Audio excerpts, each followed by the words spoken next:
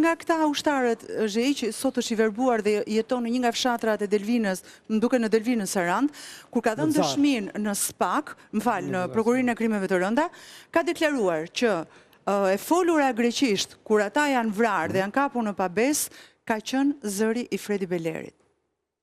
Dhe pavarësisht që ky dëshmitar vinte me lekët e veta, dhe pse ishte një i papun dhe është njëri që jeton në shirtë fatit.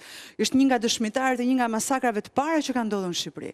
Është thirrur disa herë në Prokurinë e posaçme dhe asnjëherë dëshmia e tij nuk ka qenë bazë provë, duke lënë të kuptohet që faktet edhe të gjitha të dhënat dalin tek arsyetimi logjik që kjo ka qenë një çështje për cilën autorët nuk janë dëshkuar për shkak se ka dhe prapavi nacionaliste. Ja, të pys Zolli Prenxi që ka gadën general, qa më banë mëndo se qa është e pashlyshme të ty ke kjo ngjarje?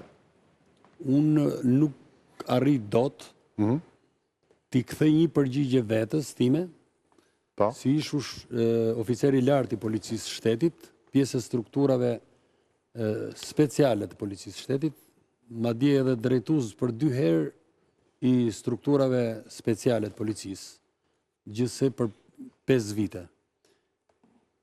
Për 15 vite, ndoshta për 18 vite, organet e drejtësisë shqiptare asnjëherë kur nuk e paraqiten Fredi Belerin për njohje para ish ushtarëve të mbetur gjallë në postën e peshkëpisë, pas zërin e Fredi Belerit, të cilin një nga ushtarët që tashmë ka ngeli verbër, nga zona e Delvinës, dëman e njiftë vetëm e njiftë edhe zërin, që mundët ta paraqesish edhe zërin për njohje.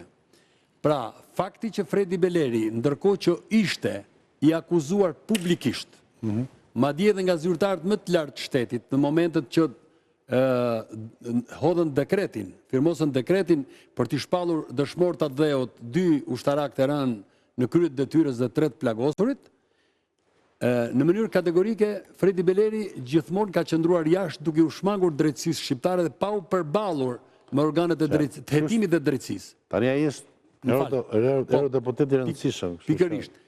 Fredi Beleri erdhi në Shqipëri vetëm atëherë kur garantoi se organet e drejtësisë dosjen e Fredi Belerit dhe të peshkëpisë e kishin hedhur në plurin e arkivave dhe madje më shumë se gjysma e dosjes ishte vjedhur, ishte grabitur, ishte tjetërsuar. Fredi Beleri është hetuar dhe në organet e drejtësisë greke. Për një ngjarje tjetër të një viti më pas, e ku janë marrë disa nga dëshmitë që provojnë se Fredi Beleri ishte dhe ai i peshkëpisë, ishte dhe ai i kalimit kufirit në Derviçan mos gabon. Në Longo, po në bazën e qendrës. Pra, çka do të thotë që kishte të dhëna, kishte dëshmi, por brenda organeve drejtësisë shqiptare kishte njerëz të interesuar për të mos u zbardhur e vërteta. Kanë bërë karrierë këta njerëz. Tani, këtë presion tek organet e drejtësisë shqiptare e kanë bërë shtetarët shqiptar, apo këto kanë qenë të kapur nga organe dhe shërbime greke, këtë duhet ta provojë shteti shqiptar.